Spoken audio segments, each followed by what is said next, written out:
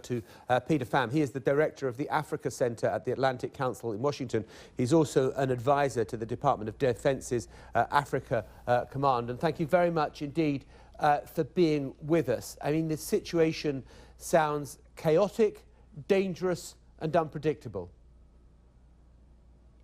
Very much so. There's certainly no doubt that there's a grave humanitarian crisis that's being played out literally in front of our eyes, with at least 10% of the country's population displaced, possibly more, and the danger of refugee flows into already fragile neighboring states like South Sudan, and the Democratic Republic of the Congo.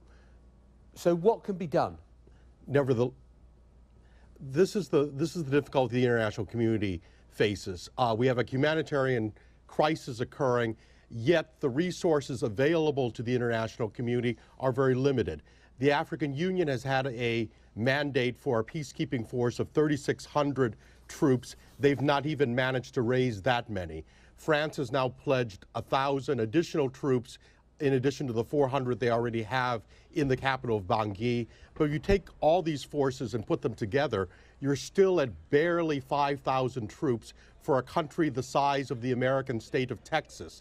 So it's very limited what a force that size is going to be able to do. Perhaps create a humanitarian corridor, keep the airport open. This is a country that only has 2 airports with paved runways so that aid can come in, and perhaps a small safe zone around the capital. And that's about all that we can hope from a mission this small and this under-resourced. I mean, and how do you get the additional resources? I suppose the global community has to want to sign up to it. Yes, well, I think what the real effect of the Security Council resolution being debated today is to change the African Union force into a UN force.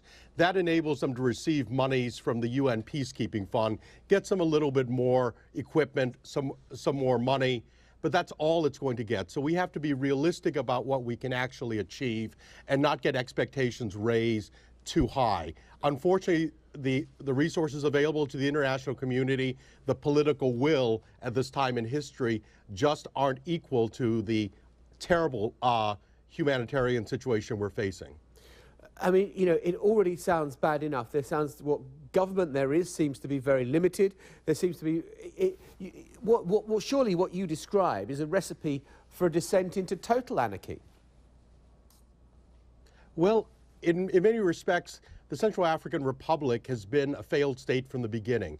The country to date has had 6 heads of state, and not one of them has his hands completely free of not having participated in a coup of some sort or shot his way to power. That's a recipe for certainly poor governance. The country, ironically, is quite rich in natural resources: uranium, gold, diamonds, timber, but no one in their right mind, no enterprise is going to invest in developing those resources given the unpredictability of the nature of the government. So we're talking about, the reality is the conversation that the international community needs to begin to have is, these are complex situations. They require a great deal of investment, a great deal of commitment, and until we have the political will to make that commitment, we have to acknowledge that all we're going to be able to do is perhaps create a little breathing room for those poor, suffering non-combatants, but that's about all we're able to really do.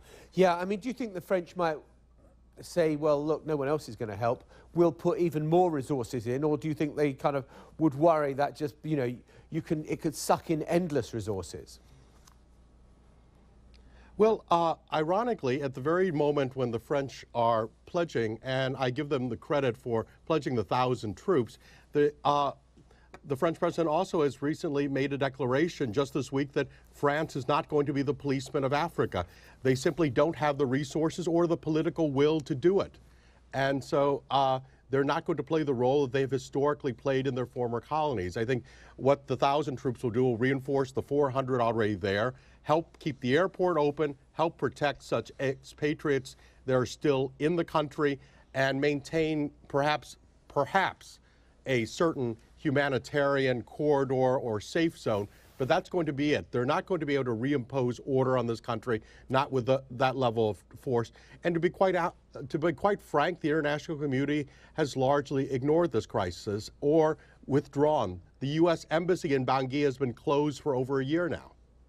Okay, Peter Pham, thank you very much indeed for joining us from Washington with the kind of rather depressing situation in the Central African